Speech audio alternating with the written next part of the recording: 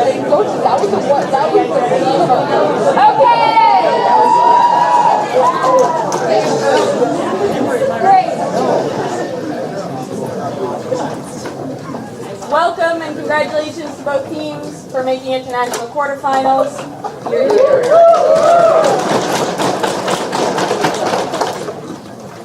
All right, with both teams ready, I call us out to order. Call upon the Prime Minister to deliver the first constructive speech of the round. Hear, hear.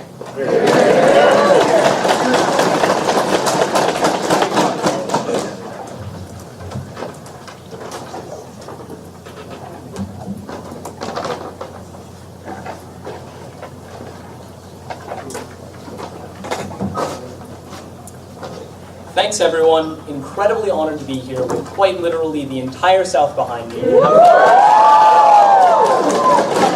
Having my first round against Diana, and I think my third round against Henry. I know Gene wants to keep all of the timeliness to the good point, but I do want to talk about specifically my great partner Quinn, who's followed me here, has allowed me to reach these heights, has always been behind me. Diana, who is a great paragon to the league. Henry, started from the bottom, now we here, I guess. No, you have had a meteoric rise this semester. I remember seeing you in Binghamton novice finals, and it's only gotten better since then. So.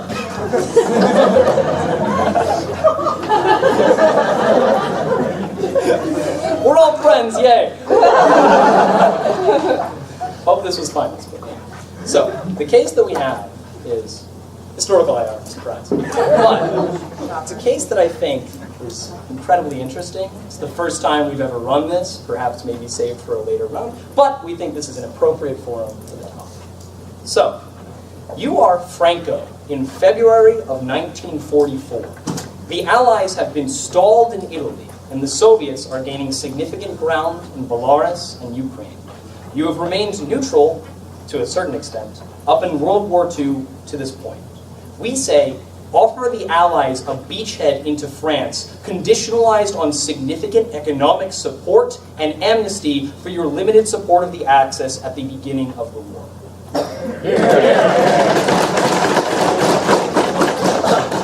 I have some general background information. No, I don't want to get there yet. Can you repeat everything you said? Yes. I will ask many POCs. Necessary for these rounds. So, you're Franco, it's 1944. You are going to, or we're advocating, you should offer a beachhead to the Allies. What does that even mean? So, yeah. So, beachhead. Do you know what D-Day was? D-Day in Spain.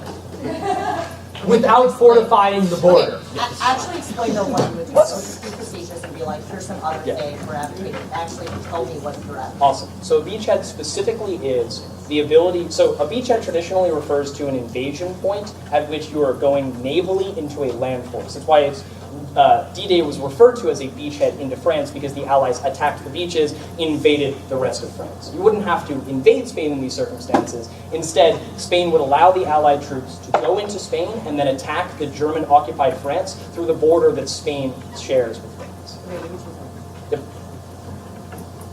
Okay, it's basically just like Spain should allow the Allied troops to like land on Spain's border and then move inside to the Spanish-French border on land and then attack the German troops who are in France.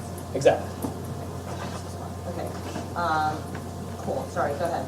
Okay, so back Sorry, so you said that February 1944, the Allies are stalling. What does that mean? Yeah, so the Allies are currently fighting in Italy.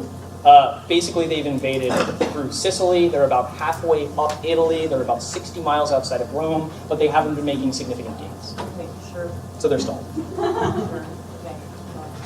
Cool. So do you guys just want like the general background info? No, I want you to read what the rest of you read. Soviets, something, something, something. I have on there. Oh yeah, so the Soviets are fighting against the Germans. The Germans initially were pretty successful in World War II against the Soviets, but the Soviets have pushed them back, and the Soviets are making counteroffensives into Ukraine. And are those like previously held by the Allies, or like what is that? Oh, Ukraine and Belarus? They were originally Soviet, like, the Soviet Union contained both Belarus and Ukraine, so they were originally that. The Germans took them away, Soviets are taking them back. Belarus, yes.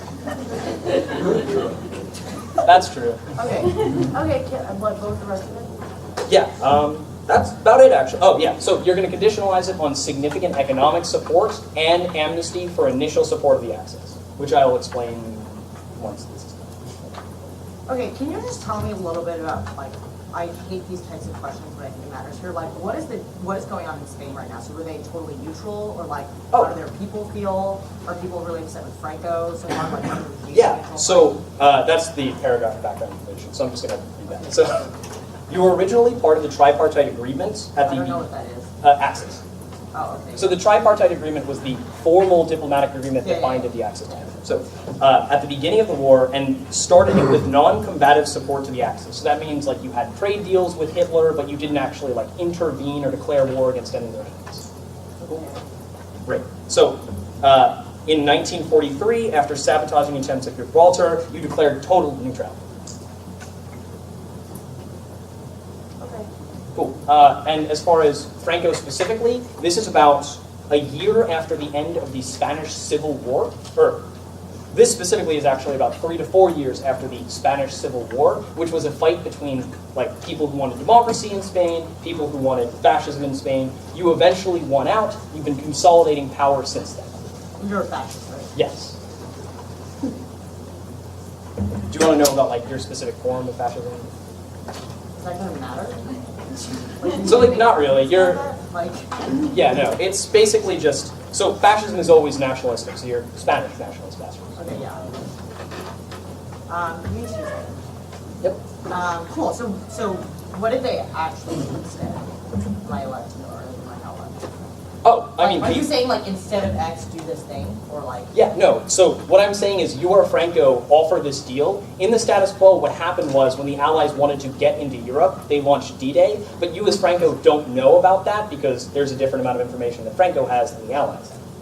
Sorry, what do you as Franco not know about? I'm sorry. Franco doesn't know about D-Day. Okay.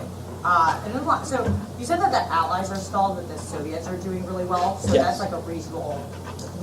For the purpose of the round, we can tell that the Soviets are doing pretty well, the Allies are not, right?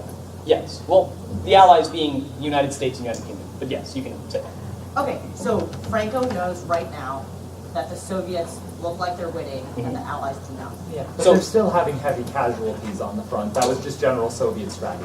So They're pushing, but Is someone winning the war right now or no?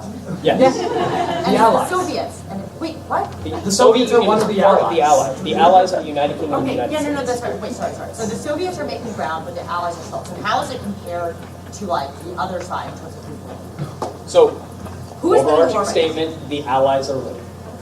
now? Okay.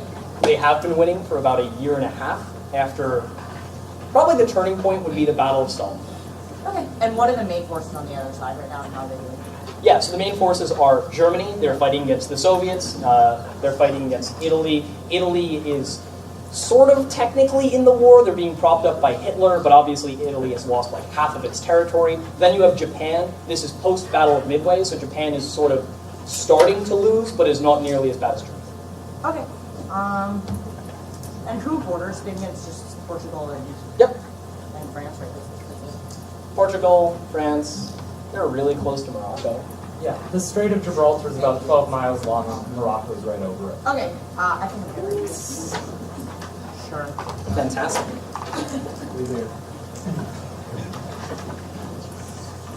Thanks, everyone. 3 independent points to construct our case. The first one, probably unsurprisingly, is about fascism. So fascism is a very peculiar political ideology. Fascism is significantly different from other systems of political representation because of the fact that it is inherently tied to the individual nation at which it is put forward. It does not necessitate spreading itself to other countries throughout the world, like, say, democracy or communism. Why is this true? Because fascism is always based on this idea that the individual populace of people in the fascist country are the best to, quote-unquote, rule the world, to control everything, and that there are certain people in this country that are better at determining how they should control their country rather than, I guess, the rest of the people in the country in these circumstances. That these are individuals that are administrators so capable that they should be given all of this power in these circumstances. But in a lot of circumstances, it's also, or rather, as a result of this fact, taking stances that would directly harm other fascist states ought to be entirely permissible as an individual fascist state, because technically, your form of fascism exists independent of their form of fascism. In fact, being able to outlast those forms of fascism actually makes you look like you're the actual true type of fascism to begin with. Because if Hitler's form of fascism is more successful than yours, if German exceptionalism and German nationalism overrides what you specifically want to say as Spanish nationalism, that means that it is harder to say, harder to have issues of national pride in the popular consensus. If you always look like the lesser power to somebody else, it is harder to consolidate your view on fascism to begin with. But thirdly, under this, even if we did care about the general perception of fascism amongst the international community, we don't care about what Hitler has done to that perception or Hitler's form of fascism to begin with. Hitler has actively attempted to use us as pawns instead of actual allies in the Second World War. So clearly this is some sort of international fascist obligation to throw him out of the popular consensus, because he didn't try and include you in the gains of the Second World War, the potential taking over of the world. Instead, he left you to the wayside. What does that inherently mean? He did not want to include you in the overarching end world order of German exceptionalism, and would eventually probably come for you, given it would be beneficial towards him. Therefore, you have no obligation to this man, his populace, or anything like that. But finally, under this point, Hitler is likely going to end up losing this war anyway, so you shouldn't stick your neck out for him in any capacity, and should try to directly undermine him, especially if it gives you significant economic benefits with which to reconstruct the country.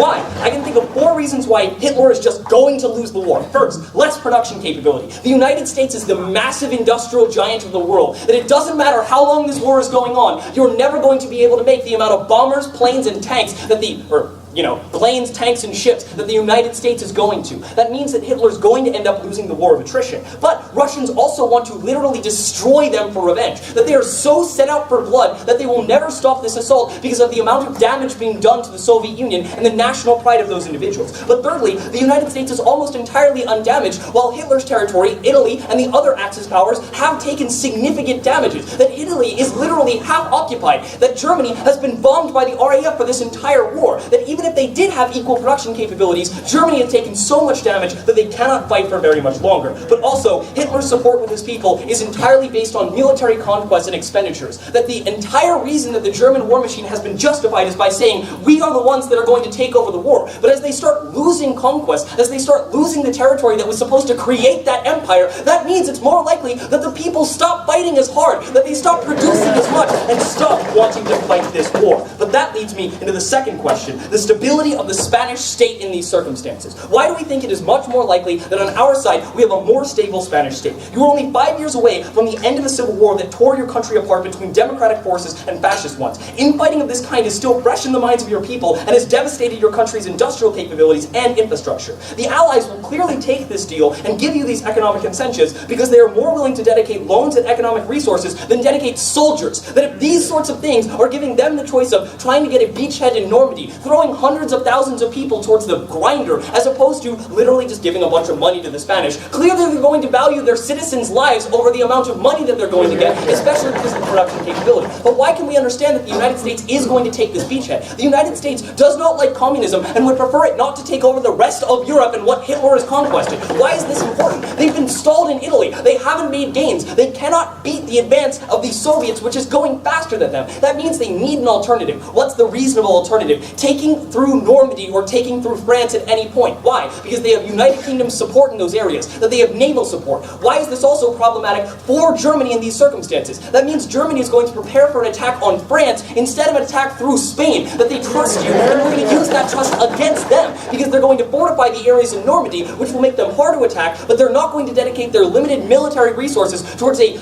border with a fascist power because they don't think the fascists are going to ally, and that is going to be their downfall. But we're also going to say that on our side of the house, we will have a better international perception of the victors. Why? Because on our side, Spain making this choice saves hundreds of thousands of allied lives. That when we have France liberated faster, that is freedom that we are allowing France to get. When we end the Holocaust faster, those are people whose blood is not on our hands, but rather on other people's who have not taken this incentive. When Allied soldiers don't have to throw their lives at the guns of Normandy, it is more likely that people say, Spain, you fucked up at the beginning, but you clearly have made the right choice in the end, and that's what matters. Which leads me directly into the third point about this international perception. So it's very clear in these circumstances that you are going to end up winning this war, the Allies are going to win the war. But what do we know about World War climates, any sort of major international, conflagration of individual powers? That these people try and reshape the individual international climate to prevent these things from happening.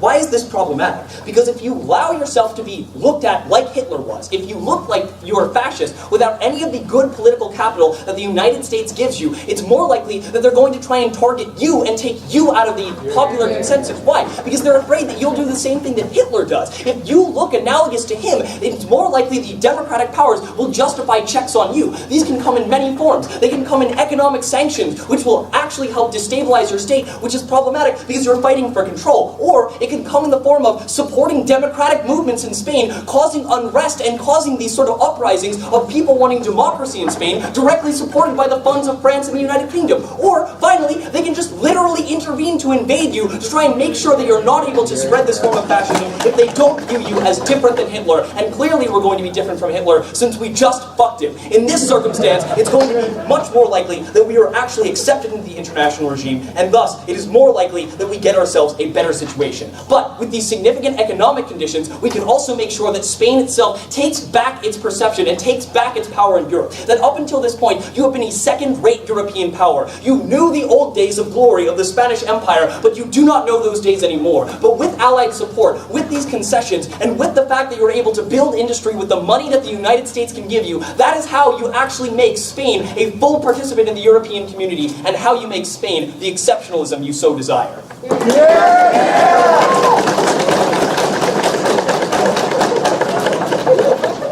Thank the Prime Minister and call upon the Leader of Opposition.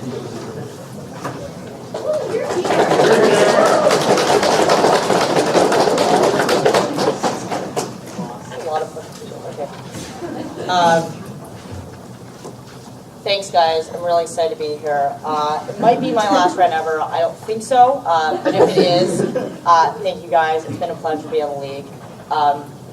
Yeah, you guys are fine. Like, I'm not going to talk about every individual in this room, why they're awesome, but interesting case, sort of. But I'm going to explain, and I'm going to start now. So, sorry, Gene, you are going to have to listen to me bitch once again about the things that I don't like about ALTA. So, I think that we're still going to win on the case anyway, right? But I do want to spend the first minute or two explaining why I actually think the development and the rewarding of these types of cases is really problematic. So look, I'll make the spec call, whatever, sure, I'll get to it later. But I actually want to talk about what I think is good about the quality of debate and why I think this case actively gets that. Why is that the case? If you guys know anything about military history or military strategy or foreign policy or these types of decisions, especially historical ones, there are often really, really good reasons why people and leaders make the decisions that they do based on information that is inaccessible to just people generally, right? I don't even mean smart people will figure out and dumb people won't. I mean literally there are things that we don't know. And right now, for example, there are tons of things about the NSA and security that I just don't know, or reasons or things why we do things in Iraq or Afghanistan or Guantanamo or all these types of things that I don't know, right? And I think for the very same reason why, first of all, it's incredibly inaccessible right now, right? There are reasons why foreign leaders have meetings in secret all the time to talk about these types of things, because there are things that they don't want the average person and the public at all, even not the average person, the smartest person, people in Congress, people who even control these types of things, from even knowing those things, right?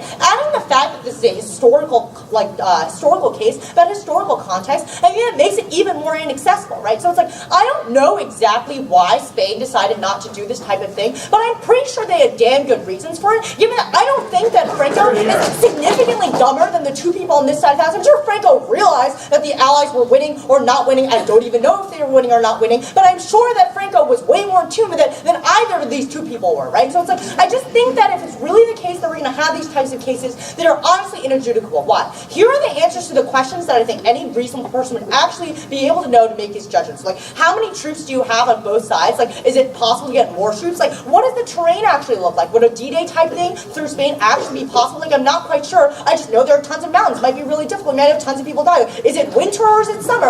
Is there a lot of rain? Because I know a lot of time, you get a lot of supplies destroyed based on the weather. So what time of year was this, guys? It says 1944. Is it February or November? It's just that really matters. What else really matters? Who are the leaders, right? It's people are, who are the leaders? Oftentimes it doesn't matter matter just raw materials. Like, who's the one who's actually ordering your troops around? Like, are they really talented? Like, I don't know, are they talented? Like, can you measure that kind of talent? Also, other questions are like markets, right? So it's like maybe a lot of the time, like, what is your balance of payments? Like, maybe you could buy other types of things, like who are your trading partners and who are your allies, right? Because that can make a huge difference in the types of things that you have for the war effort. So maybe the allies will turn against you, or maybe they won't. But like, maybe you could just kill whatever fuckers come after you. Like, I don't fucking know. Honestly, I just don't. And look, I know that you can make arguments on both sides. I'm sure they'll be like, oh, you never know things at debate, but you always make arguments on both sides. It's like, first of all, a lot of this stuff is just not even accessible to the person in the first place, right? It's like, at least when we're making arguments about whether the death penalty, like, will change the intents of innocent people, it's like, we are all starting from the same set of facts about, like, what is illegal, or what is legal, or we can more. I don't know who the fuck these people are on their side of the house, right? I literally don't know how to make arguments with them. So look, I think there are two implications. First of all, the round is just inadjudicable. Like, I actually do think it's the case, my team loves it when I say this, you should really punish these guys, because I think it's these types of cases that make debate really difficult and not enjoyable, right? It's really miserable both for you to try to adjudicate whether the allies really were winning or not, because we're going to make some arguments, but I also just think it's bad for the league when we reward this type of debate and we show that in nationals you can run really, really specky cases and you can beat teams by just out-specking them about random shit that I don't think the average person should know. But even if you're not feeling particularly punitive today, I think it just means that if you're going to adjudicate the round, you should adjudicate more based on principled arguments about the types of things that a leader should care about, as opposed to, like, I don't know if the things that they care about are actually going to be realistic, like, I'm not sure, but, like, if they're the types of priorities that they should have, I think we win the round. So let's move to the off case. The first argument I want to talk about is you have really good reason to already see that the next thing that's going to happen after World War II is going to be the Cold War, and that there's going to be a huge split among the allies. Why is this really important? We think it's pretty clear that you have reason to believe that allies will often turn against the types of people who, like, are going to have may have seemed to be allied with the Soviets in any way, right? So I think it's pretty clear that if you actually go into this type of war, it's pretty clear that you might actually be part of this fracture where it's like between the Soviet and the Union and the US, you actually have to choose these types of sides, right? So why do we think that neutrality is the best position to take? Because we think that once you're neutral, like, sure, you gave them some resources beforehand, but I don't think the US is literally going to come after you particularly. You're, like, not that rich of a country. You're Spain. Like, Franco has a ton of problems domestically. Like, why the fuck would the US care about Spain, right? So what does the US actually care about? It's like, it cares a lot about the war between communism and, like, the free world, right? So fascism, in terms of, fascism doesn't really fit in that spectrum, right? So the argument that we make is, given that you see that there's going to be huge war coming up, or like the huge Cold War coming up, you just don't want to be stuck in that type of war. If you join the Allied side, it seems pretty clear that you would need to make decisions among the, like, within the, within that, like, group of allies, in terms of, like, who you would actually help, or, like, who you're more friendly with, right? The argument is just, stay out of it altogether, right? There's a pretty clear reason why there were tons of disagreements within the Allies. Like, when Truman met with those people, a lot of those meetings in 1944 were not about the war. They were about how to split everything up after the war. And I think you have the most likely chance of pissing people off if you even involve yourself in those types of conversations in the first place, right? So given that you see that the real war at hand is not World War II, and given that you don't have any reason to believe that anyone is actually going to retaliate against you, we say just stay out of it entirely, so that whoever ends up coming out ahead in the Cold War doesn't have a reason to really resent you for having intervened in the first place, right? So we say neutrality makes the most sense to stay out. The second thing that we would talk about is why we think there are still extra reasons not to piss off Germany and Japan, right? So we think that Germany and Japan have clearly demonstrated that they are willing to fight to the end, right? So even if they make arguments about why the Allies are winning, that does not mean that Germany and Japan are not going to take crazy drastic measures, right? So for example, Pearl Harbor, I think, is a good example where the Japanese mentality was literally, we do not care how many people on our side or our country die, we are willing to fight for ideals until the end, right? So the argument that we make is, why would you risk destroying domestically your country, like all the land that you have, people coming onto your territory and trying to attack you, if there's really no clear benefit, right? So the argument that we make is, right now it seems like people are just not bothering you, given that you are neutral, and we think it's pretty clear that these are the types of countries that are willing to take these actions. So let's go case side.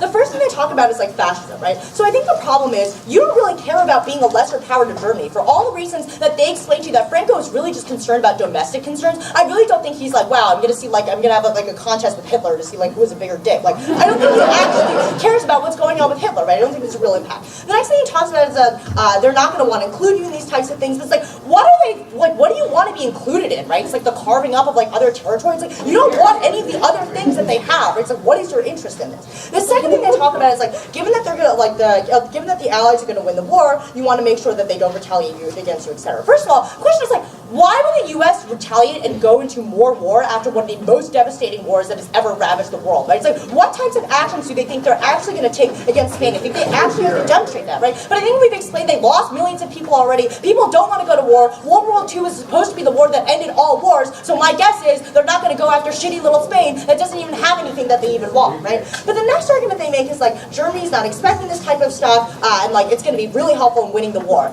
We will accept what they said in POCs, which is the Allies are going to win the war anyway, right? So I just don't think it's a real question here about like getting a surprise attack. It's like, sure, congratulations, like you get one extra attack to kill some more innocent people on your side of the house. Like the argument we make is war matters because you want to win for foreign policy considerations because you care about those things. I just don't think there's actually any offense on their side of the house. The final thing that they've done, the third final thing they talk about is like in terms of fascism, like you are afraid that they'll support democratic regimes to go against you. So the first thing is, America doesn't just go around supporting democratic regimes, right? It's like pretty clear that we have been fine with fascist leaders for a long time. We always prop them up as long as they're international interests. So I don't think there's any reason they would stir that. But second of all, I think you actually have reason to believe that as long as you stay neutral, the U.S. will support you. Remember the Marshall Plan? The argument is they just want to make sure that these countries are actually stable, right? So your most important thing is don't do anything that might piss them off by aligning with the Soviets relative to others, and for all these reasons, we are so proud to oppose.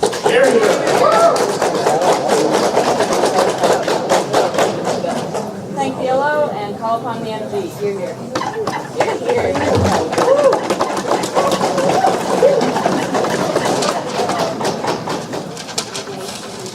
Sorry, gotta find all the pages of my flow. Everyone good? Cool. So Diana gets up here and she says, I don't like it when people run cases like that. I might not like when people run cases about policy, or con law, or finance, or religion, or other things. The whole point of APTA is we're supposed to learn how to engage with different ideas that we have. Maybe you should have taken a history class instead of calling D-Day spec. But further, they say that there are often good reasons if you know anything about military policy. Look, there's often good reasons for literally any policy that exists in the status quo. This blind appeal to the status quo assumes that policymakers literally never make any mistakes, that there is no possibility for philosophical disagreement. But hey, when they ditched the philosophical disagreement they could have had with us in this round and made it a policy round, fine, we think that's fine. Then they say, what about secret meetings? Funnily enough, they reference some of these secret meetings in their op, which shows they get declassified later and they could have easily learned about these things. But B, we came up with a policy. If we ran something about Congress, we think that there are millions of nuances in congressional procedure you probably would not understand, and it is ridiculous to the spirit of debate to get up here and say, you just cannot debate these things. Then they say that this is less accessible than these things. But Diana knifes this as well when she shows she was able to access it somewhat, and she still made arguments that I do have to deal with because they make some sense and are based in logic, which is the whole point of debate, that we're supposed to be able to engage with ideas we don't normally deal with. But second of all, they could have gone with a philosophical approach. They could have tried to opt the case philosophically. They could have talked about a lot of other things that they elected not to talk about. But this whole, we're going to metacritique and then straight op is bullshit, because then I can't show them all of the ops they could have made that would defeat their entire metacritique, because I also have to beat them on the straight op. So for doing both, I think they should also drop on it. What else do they say? They say, how many troops are there? We tell you the Allies are winning. Why do you need troop numbers? We tell you they're pushing very quickly. That's not that hard. Then they say, what's the terrain like? Beaches generally aren't that mountainous. I bet you have. They say, what is the weather like? I don't know. Weather changes day to day. That's an op to literally ever making any policy. Because didn't have a mind-reading crystal ball in 1944 that allowed him to determine what the weather was. So at that point, that's not very clear. Then they say, what month is it? We told you February and At that point, maybe they should have fucking listened to POCs instead of just saying they couldn't engage with this stuff. Then they say, what about future leaders? They say, what do your markets look like? I don't know, maybe. But maybe we can say when you get some more money from the Allies because you haven't been doing so well, you can inject some money into those markets and make it so you have some, because we told you your economy is not doing so hot. But third, I just want to point out, let's say we got up here and ran an econ case, and we ran like, I don't know, something about European monetary policy. They could just be like, this is a statistics question. We can never meaningfully engage with it, so it is an up to literally any kind of case that isn't purely philosophical clash to just say, this case is bad for debate. Then they can't know the arguments because it's not as accessible. Here's the other thing. If they say there are things people literally can't know, we can't know them either, which means both sides can make arguments based on the exact same informational pool. And if they wanted more information, we made it very clear we were willing to give them tons of background and POCs. We didn't call them out for asking 10 or 12 minutes of POCs. So at that point, we still wanted people to learn about these issues because we care about these things.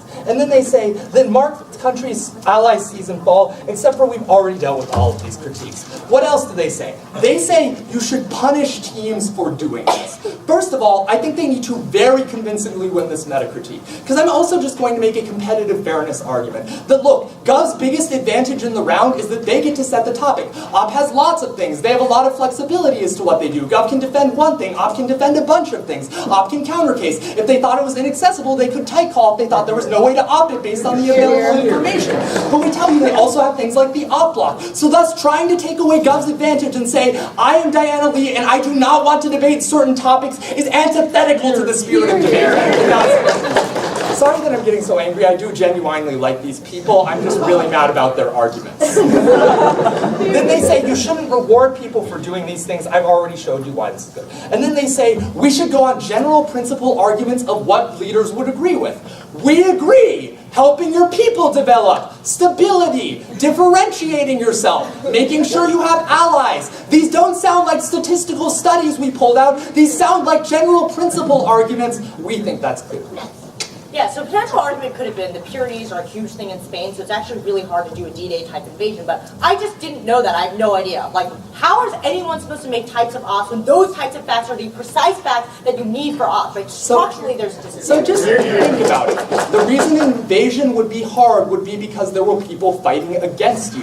If Spain just lets you in, even going up a cliff wouldn't be that hard with modern technology.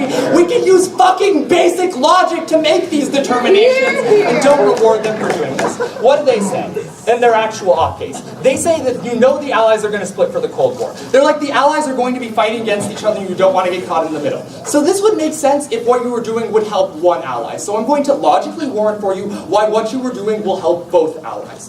First, we think it will help the US and the UK because they will lose less soldiers in D-Day, which they concede is reasonable. Then it will help the USSR because Germany is likely to lose more quickly, so thus the USSR has to take less losses in their concessions, so at that point it's likely to help both parties, thus both parties are going to compete for your infection. Then they're like, why would the US mess with you if you're neutral? I don't know, maybe they'd be really terrified of another powerful fascist country breaking out like Germany and punishing people like they did after the Treaty of Versailles to punish these forms of government. You didn't even take any, stop trying to get two. At that point, we tell you that it's very hard to actually make this argument. And they say you're not going to fit into this Cold War world order, which is exactly why they're going to stamp you out. That's pretty clear. Then they say that there's going to be forms of internal disagreement, which first, A, shows Diana knows about secret meetings, and thus can make decisions because these things tend to be declassified over time, which makes this a lot easier. And then they say that they're not going to retaliate. And second, we tell you that even if they're carving up territory, maybe you want some more territory. We also told you what you could get in case, making sure they don't fuck you over with post-war tribunals or setting up an international order for amnesty and getting economic concessions. We told you that's very clear. Then they told you you're not going to reallocate. I already told you. Then they say you don't want to piss off Germany and Japan. They say they're fighting to the last person. But why would they have an incentive to fight to the last person? We tell you the reason why would be because they think they have a meaningful ability to make the war incredibly costly for the Allies. But if there's a beachhead they get with literally no invasion, that means now there are literally 3 fronts pushing against the Axis and a full supply of Allied troops pushing in. It's probably going to be a lot harder to do this. Then they say they don't care how many people are going to die. I don't actually know if this is true because I think they do probably have to somewhat care about internal stability of their countries. And second, if they say we should look at general principles of how leaders would operate, I think this is a perfectly reasonable argument. But second, if they make the war end earlier, they can probably get a relatively better peace by pissing off the Allies relatively less. So if they know that they're totally gone, we think it's perfectly reasonable. And then they say they won't care about you after. They've just asserted this argument without dealing with their warrants. On case quickly. Oh, that's the wrong flow. Fuck, where's my flow? Okay, So the first argument we talked to you about is fascism. And what we tell you is that fascist states actually need to differentiate themselves. And they say they're going to concede that you should be doing what is generally beneficial, but this doesn't actually matter, except for we tell you you're not included. Then we say the US is likely to use, they say how is the US going to retaliate against you? They're going to have war fatigue. 4 ways. First of all, they don't need to invade you. Second of all, they want to prevent another world war, and that's war fatigue is actually best at preventing. Second, we talk to you about stability. They say they concede the Allies are going to win already. Great, then join the winning side and make sure you get less fucked over in the peace and get a lot of economic concessions for your ability. Third, we talk to you about international perception not dealt with. We are happy to approve.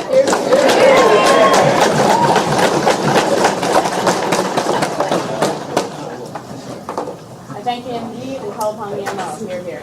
Here, here.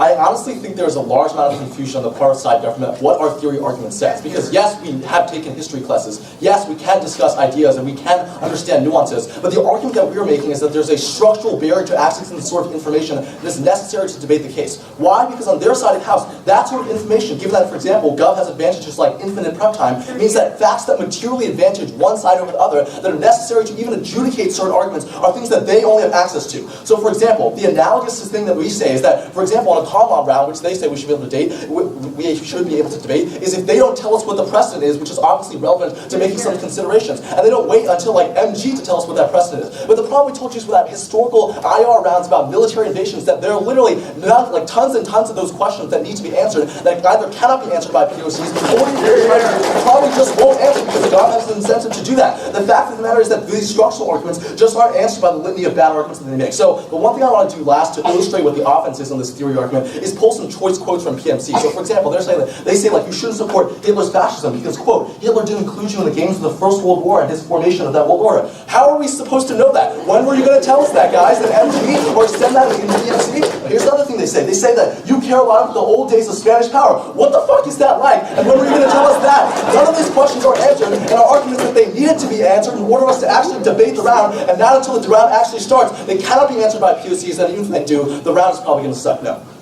Next, okay, now I just want to answer like their litany of bad arguments. So the first thing they say is like, oh, well you shouldn't have to engage in ideas. So things like policy and common, okay. We say, yeah, like ideas can still happen in lots of different types of cases. We can still debate those ideas. The argument that we're taking issue is just the necessity of those different facts. The next thing they say is like, you should just take a history class. And this is honestly just a common theme throughout these arguments. They say like, they're all like, they make fun of like, well, do you know what a beach is? Do you know what these things are? Like, yes, obviously we can understand the facts once you tell us. But the argument is that one, you probably aren't likely to tell us, or we aren't even likely to know, because as we told you, there are structural barriers. Those barriers are, people often make foreign policy decisions that we don't, like, this information just isn't released. So yeah, maybe there are some meetings that we know about, and we can like make general conjectures, but the argument is that that will not lead to an actual debate that is resolvable, because the rest of the information, like the litany of all other classified meetings, is not something that we actually know about, when that information is crucially relevant to actually determining the question of the round. Second of all, I just think it's dumb for them to get up here and like make fun of the fact, like, have you taken a history class and things like that? Because our argument is obviously not that we don't know basic things, but that there is a deeper level of facts that are necessary to adjudicate these sorts of questions or engage in these sorts of questions, and that deeper level of facts is something that we don't have access to. The next argument they make is that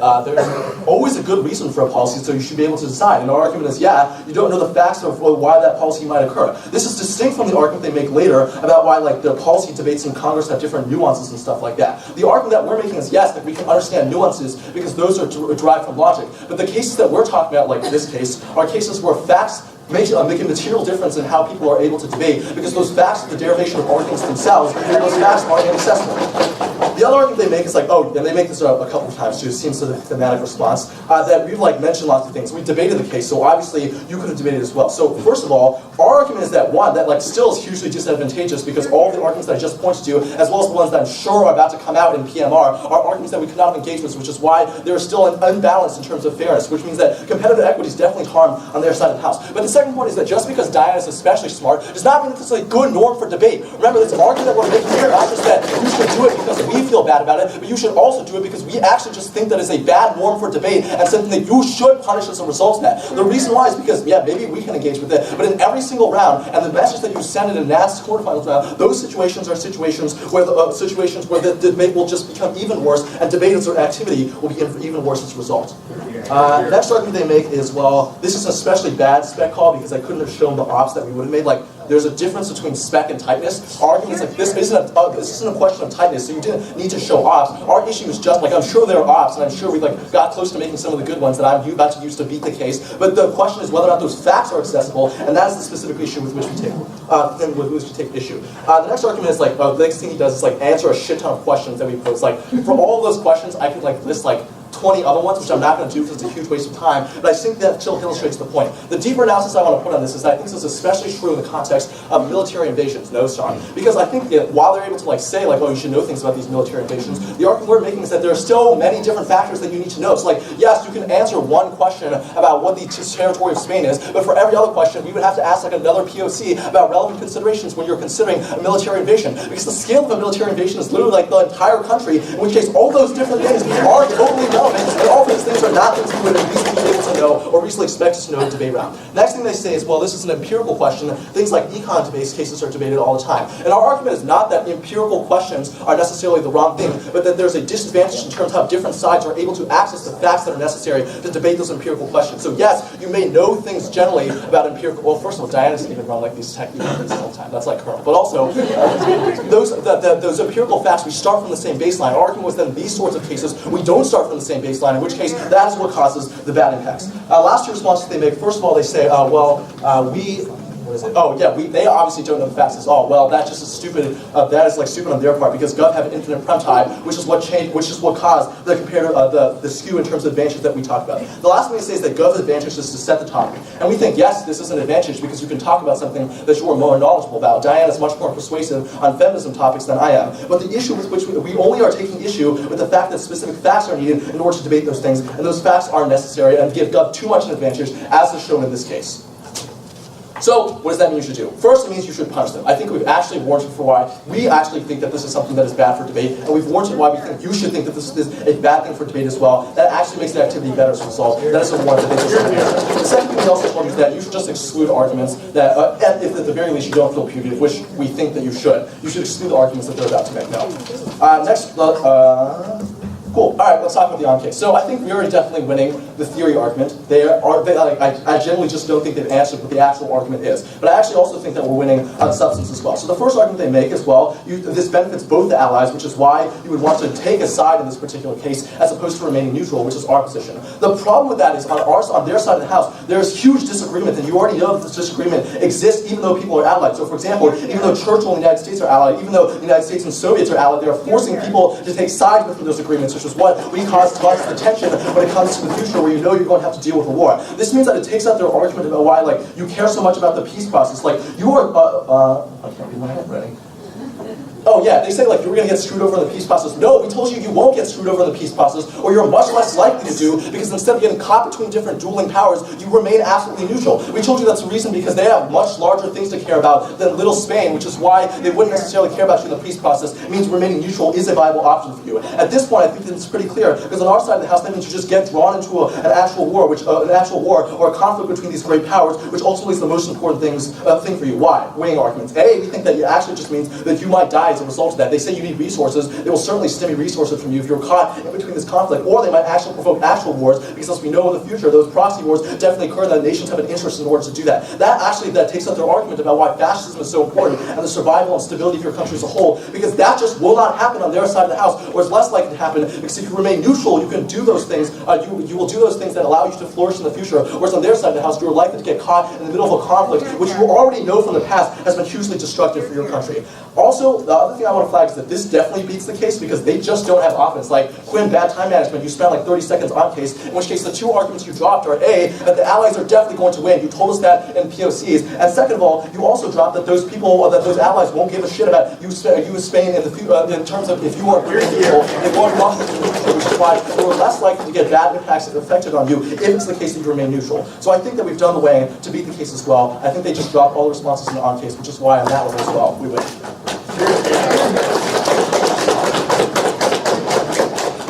Take the MO and call upon the yellow with the usual caveats. Here, here. Everyone good? First, they lost the round. One of the things they dropped on the case they needed to answer to access any of the offense that they got. We told you that first, the Allies are definitely going to win. No arguments about why you get a comparative advantage from the land invasion matter at all, because it makes no fucking difference on either side of the house about who wins. Secondly, we told you that you will get aid anyway, even if you remain neutral. The only way to derive any offense from their side of the case is if for some reason you get comparative advantages from currying favor with the Allies. We tell you that because the U.S. has a really significant interest in making sure that the area doesn't fall to communism, you get money either way. This is the last argument that I made in the LLC, so you don't lose any advantages. But finally, we told you there's no interest in coming after you because you're a shitty little country. What they told you in POCs was you're useless, you don't have resources, your economy doesn't matter, and Franco's got control of the country anyway. So we told you no one cares about you, so no one's going to bother you. What is left in their case? Like, literally nothing, right? It's like, if you actually want to adjudicate the round, we told you they have no offense. What is our offense? We told you that even in 1944, they were already having meetings where Churchill and Truman were clearly aligned with each other against Russia because they realized that there was going to be a really big war coming. They recognized that people had to pick sides already because these meetings were already getting tense. They already knew there was going to be a new Cold War in the front. If you join, and if the stuff that they say is true, which we dropped, they said that you will now be part of these discussions and have a say in these things, they're going to force you to pick a side. We say you don't want to get involved in the type of Cold War that's going to happen. You would rather stay neutral. That is the principal type of offense we gave you, which is you just got ravaged by domestic war. Don't deal with these types of things. We win the round. Theory. Punish them on this level. Let's be clear. I think we clearly won the case. Now let's actually talk about the shit that I really care about. So what are the things that we told you?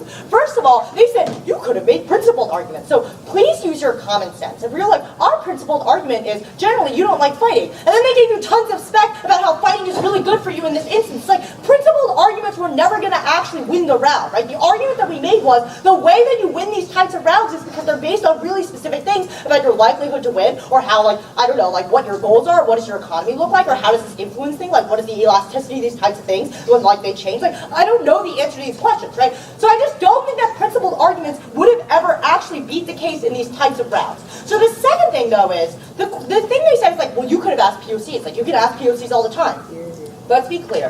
The argument we made was you need to know what to ask about in POCs in the first place to access these types of arguments. So, for example, if it is a round about the death penalty, sure, there are empirical questions. My empirical question is, how many innocent people die from the death penalty every year? It's like, that's a really important question, and I can understand right from the start why that is the right question to ask. Here, I don't know, like, here's a reasonable op that I think could have, like, might be true in the real world, which is like, Spain is a really big piece of territory. Like, you have the Pyrenees and a lot of mountains, so it's February and it's really wintry. Like, maybe they don't have enough supplies because they're running out in 1944, that it might be difficult for them to buy all the shoes and all the materials to actually make sure these people make it across the country, such that by the time that they make it to France, it's really hard for them. They're probably going to die out anyway. So that's why this idea is a really bad idea, because then it looks like Spain is agreeing to something that was actually meant to sabotage. I'm like, I don't know. Maybe that's true. But if I had made that argument, they would have been like, what are you talking about? It's a mountain. Like, what's so hard? It's like, I don't know. Like, there are probably really good reasons why it was hard. But the problem is, when God sets his case,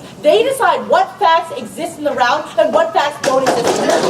So that was the argument. You weren't just bitching about technical cases. You ran a real policy case, I would have shit-kicked you, right? We weren't talking about how it's difficult to get the nuances. We're talking about how when you don't even know what the right questions are to ask, you can't. I could have asked an hour of POCs and I wouldn't have really known these things. The final thing is, they say everything has nuances. But we say, look, there are structural barriers to the types of things that we are talking about. So it is often the case that many of these things never, ever, ever come to light. Congratulations to them on the mitigatory argument that some things do come out later. Sure.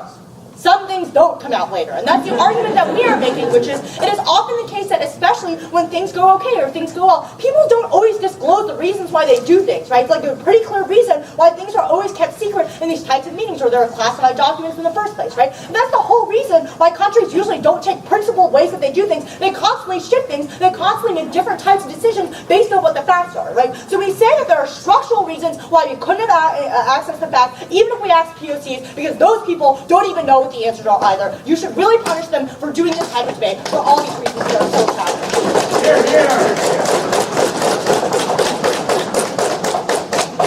Thank you, Leader of Opposition, and we call the PM with the same caveats. Here, here.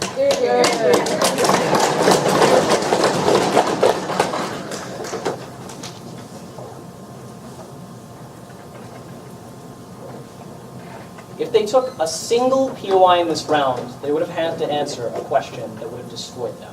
What is Bank of America's portfolio? Really? Based upon major economic and finance institutions in the United States, that if someone were to change the mortgage rate of anything, I don't even understand what I'm talking about this time. If someone were to change the interest rate on mortgages, the interest rate on anything, the way mortgages are given out, the real answer to that question is a factual study of what the mortgage climate is, what the economic circumstances regarding a policy are. And guess what? A debate round isn't just about finding the right answer. It's about debating about it and creating arguments that are accessible to everybody. But here's the problem with their side. They can't have anything that requires factual knowledge, because if a spec argument exists under their standard, that means it can be potentially used against them and potentially negate their case. But that's the problem. There's spec everywhere, not just with historical IR, but with econ, with finance, with policy, that when I pass a law in the United States, I don't know what the fuck the congressmen actually believe in these circumstances, or who votes for them, or who they are paid by, but I am still up here making principled arguments, and it is bullshit for them to punish us for this, because I get cases about evergreening, and the Fed, and the Irish Travelers, and college sexual harassment policy, where I don't understand anything specifically in these circumstances, but I goddamn try to understand. I don't just complain about it in these circumstances. I try and make the best arguments I can. But here's the real problem as to why their case and their whole spec call is just bullshit about punishment. That in round 6, I hit a Yale case that was make scientific malpractice illegal. I'm not a scientist. I don't know the institutions in these circumstances. I don't know the research studies that they deal with. I don't know the incentives of prosecutors. Every single question that is applied to us can equally be applied to their casebook. So if you're going to punish someone, punish everyone equally and pick up the person who won the arguments. But dealing with the spec call and dealing with the tightness thing, Quinn gives you a very easy standard as to how you can adjudicate the meta in this round. If this case was truly spec being that there were so many arguments in the round that were inaccessible to them, they could not beat the arguments we gave, they could have tight called the case. At that point, we could have had that round and gone through that procedure. They gave 2 responses. Firstly, that they don't know which questions to ask. At that point, if you literally have no arguments to use, just tight call, we would have given you as much background as possible if you didn't stop me from trying. And then under this, the idea that these individual cases, in some circumstances, are going to still be spec despite these POC sessions. In those circumstances, still tight call. They never deal with the true warrant of Quinn's argument, that there is no way of adjudicating this round for you guys if they take this tack, because we can't show them what those popular arguments were, what those commonly accessible ones are in those situations. So we think POCs are enough. What do they then say? Leaders have different knowledge. Yes, leaders always have different knowledge. That does not make an argument inaccessible to these circumstances, because the chairman of the Fed knows finance better than I do. Then they say, facts are derivations of arguments. Yes, but they're derivations of arguments in any circumstance. That the facts that they have in this round weren't just supplied by us. When we run a case about World War II, they have facts that they can use. They proved it to you in their own speeches when they mentioned them. Despite them being time-space in some circumstances, they still knew about them in these ideas. That means that they had the facts to engage in this case. They just decided to make the metacritic. Then they say, the greatest part of the MO. Finance cases have the same baseline for everybody. You all know me. Gene, you saw me in Harvard Octos. I do not have the same baseline of finance as probably everyone in this room. That means these can still be in the same situation. You know what I did in that out round? I lost. But I opted. I gave it my best. In these circumstances, that's what they should have done. They should have tried to win, and they should have done debate for debate's sake. But let's knock down all of their bullshit arguments that they try and bring up with 100% spec-free responses. First one, you want to remain neutral in these circumstances. So they clearly didn't listen to case here, because they try and say, well, you can remain neutral, but it's almost like the United States is a democratic power, and that the Cold War is communism versus democracy. That the United States wants democracy to arise. What is it incredibly easier on their side when you're neutral and when people don't like you? For the United States to fund democratic movements to destabilize you. The only thing they say is, well, they don't want you to stabilize. Weigh that against, they want you as a democracy, which is inherently more stable. In that circumstance, they're clearly going to try and overthrow you. Oh, but this one, great one, dropped out of Quinn's speech. They like to call drops, but they don't deal with the arguments. You fucked up in the beginning of this war. You were part of the Axis. What does that mean? And by the way, this was totally in case construct. I guess they just ignored it.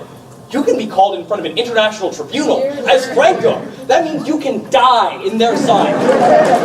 That circumstance seems problematic. Probably should side with the U.S. Then they say, the Allies are not going to give a shit about you. We get automatic benefits, so even if they don't care about us later on, we still got our money. That's the important thing. Then they say, comparative advantage. There's no reason the Allies want to fight through you. They ignore PMC. On our side, we end the Holocaust faster. We end the war faster. We save hundreds of thousands of American lives. And at the end of the day, we fate better.